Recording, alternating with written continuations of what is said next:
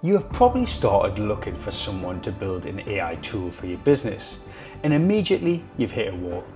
Quotes range from a few £100 to tens of thousands.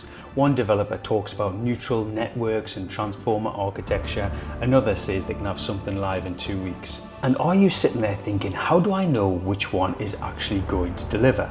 The truth is, most business owners get ripped off, not because they're stupid, but because they don't know what questions to ask.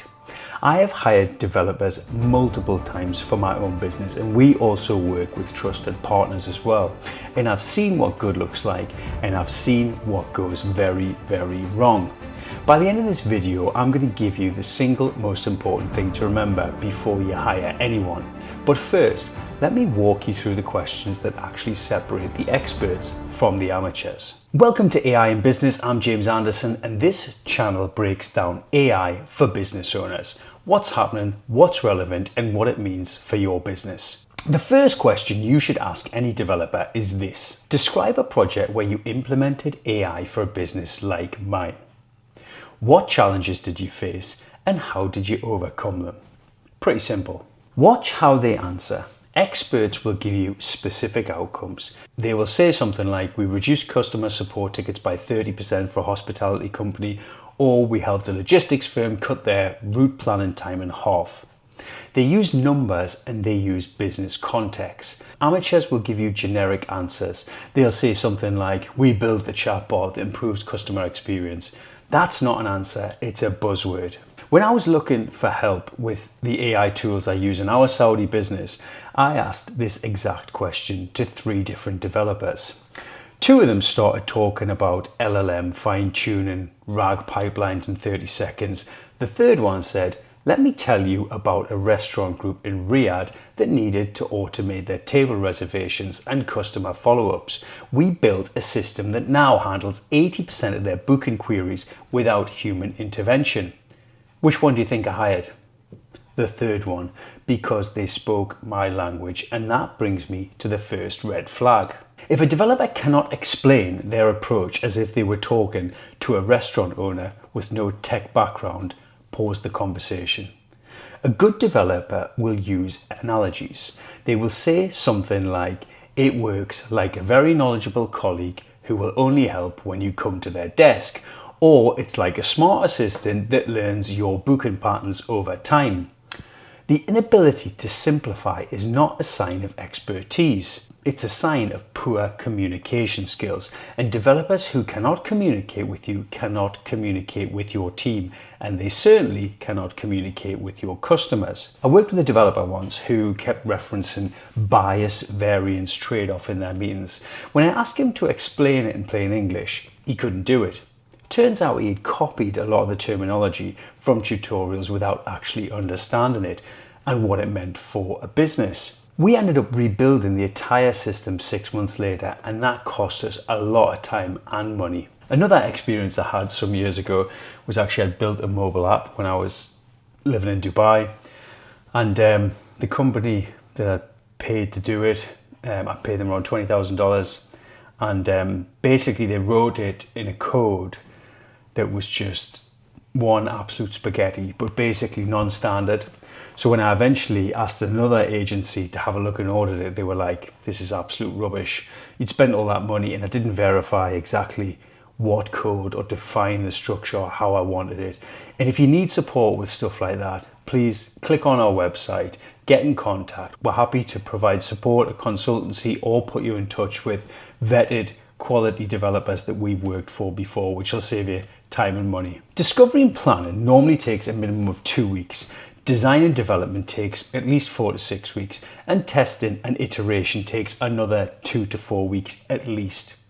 Launch and monitoring will then take another 1 to 2 weeks itself, and you add that up and you're looking 10 to 15 weeks minimum for a functional AI solution.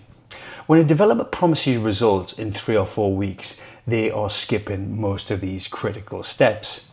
Research shows that projects with realistic timelines have 37% fewer missed deadlines, and paradoxically, 15% reduction in overall project duration.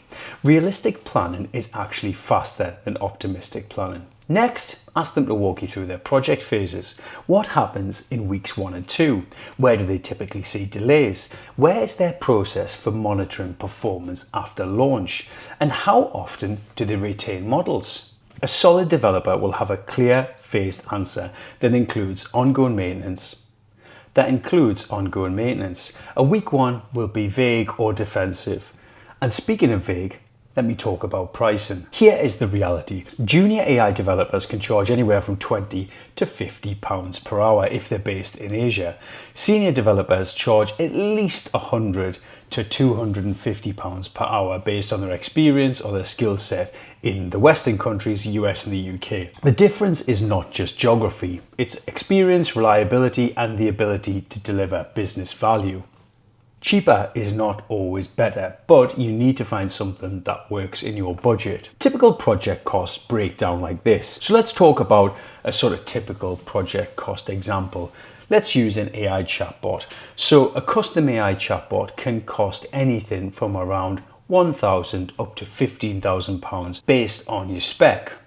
Advanced implementations like computer vision or generative AI could cost £40,000 or more. But here is the trap. A cheap developer will give you a low quote, but they will ignore extras like onboarding, GPU infrastructure, cloud costs, or ongoing maintenance. And these can add thousands of pounds extra per year.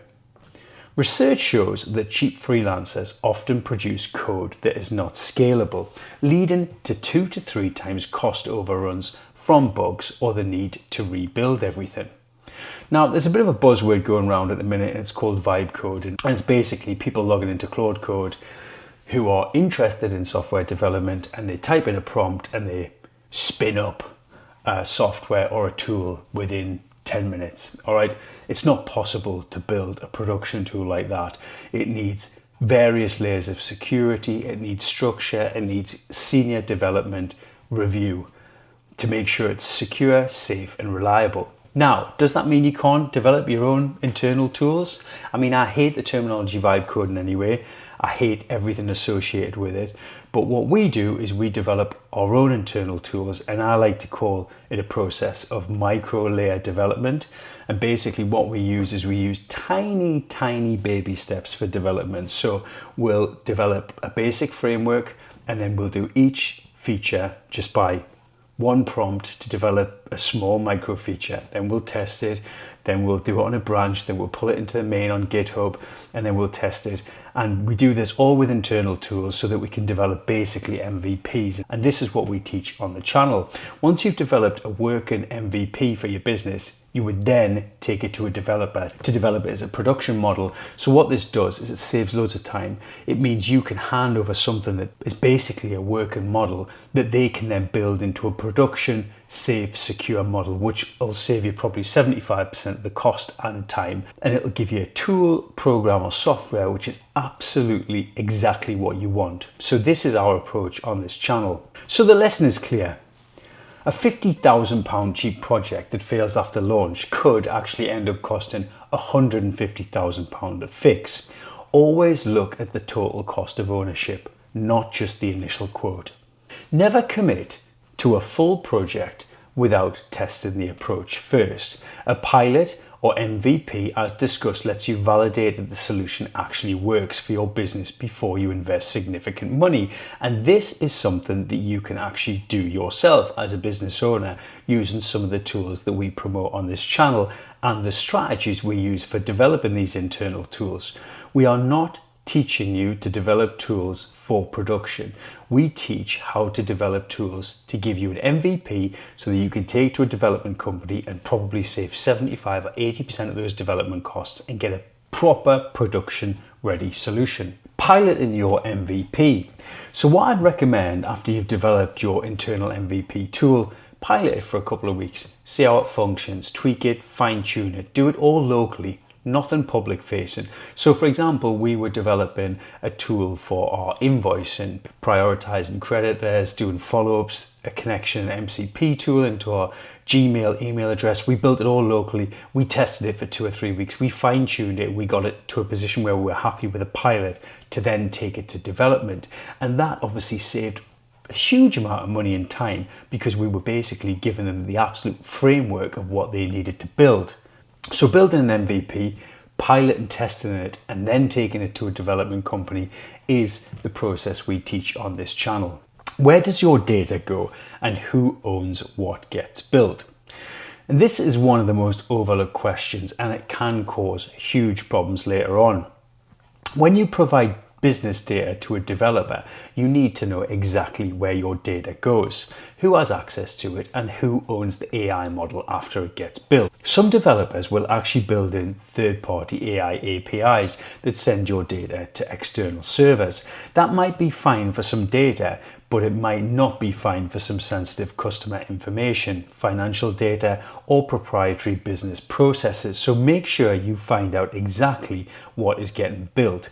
Personally, if you're working with sensitive data or you're working with a client who has sensitive data, all of this stuff needs to be built custom to you, and your data needs to be handled locally or within your servers and using an offline, an open source language model. So in our business, we run a local LLM on our own server for anything involving client data. And you can do this in various ways. You can hire a VPS, which is basically like a remote server to run the local language models on. You can actually set one up yourself. You can buy something like a DGX Spark or something like that to run your local models on. And then we'll keep our data on a SSD drive, something completely offline, not connected to the internet. And then that makes sure that we are, one, compliant with GDPR, and two, all of our customer data is local and safe. And this really is the level of control that you should expect for sensitive business data. So, ask specifically, will my data be processed by third-party APIs, and where are those servers located? Who owns the AI model that gets built, and can I take that model to another developer if I need to? What happens to my data if the relationship ends? These are all valid questions you need to think about. And make sure you also ask about integration, because this is a huge potential problem. Will this work with your existing CRM, your booking system, your accounting software? We once hired a developer who made a brilliant scheduling tool that we couldn't integrate with our existing booking system. We ended up with two separate systems that didn't talk to each other. Integration is not an afterthought, and it should be part of the initial planning. My thoughts on integration is that generally we don't do it. So if you have a large company who has Salesforce, who has HubSpot, if you're trying to plug in an AI tool into that, it's going to cost you a lot of money, it's going to be painful, and it's probably not going to work. I think the way that modern SaaS products and ERPs are going is that actually what we would say is put some money aside and develop your own custom for your business that you can have offline, which is absolutely bespoke to your business operations. I would always recommend doing that instead of trying to develop some tool that will plug and integrate into an existing platform. And you know what? It'll probably save you money because these subscriptions are so expensive nowadays. Be honest about success rates. If a developer promises you 100% accuracy run, it doesn't exist. When we were evaluating AI for customer service, one developer promised 95% accuracy. Another said 80% was realistic with the possibility of improvements over time. We went with the second developer. They were honest about limitations, and we built processes to handle the 20% of inquiries that AI could not answer. To be honest, as a rule of thumb, in general with AI, it'll get you 70 to 80% there based on the simplicity of the task. The more complex, the more context, the more diverse the task is, that percentage will drop and drop and drop. That's why we always recommend to implement AI on the most basic, low-hanging fruit processes. Try and automate the simple things. This is the leverage on how to use AI. So real-world AI implementation. So the key is really understanding what happens when AI goes wrong. How does the system flag uncertainty? What mechanisms or escalations are put in place to bring this to attention to a human, and what is the fallback process? These questions matter more than the accuracy number itself. A good developer will have thoughtful answers about limitations. They will not be defensive about what the system cannot do. That honesty is actually what you're paying for. Protect yourself. Let me give you 3 quick rules that will save you from the most common disasters. First, if a developer makes you feel stupid for asking questions, walk away. This is your money. You have every right to understand every single penny you spend. So once when I was interviewing a development company, I was asking them to explain their pricing line by line, and they got very defensive and said, look, you either trust us or you don't. And that was the wrong answer, and I subsequently walked away very quickly from any further discussions. A good developer welcomes scrutiny because it means you're engaged.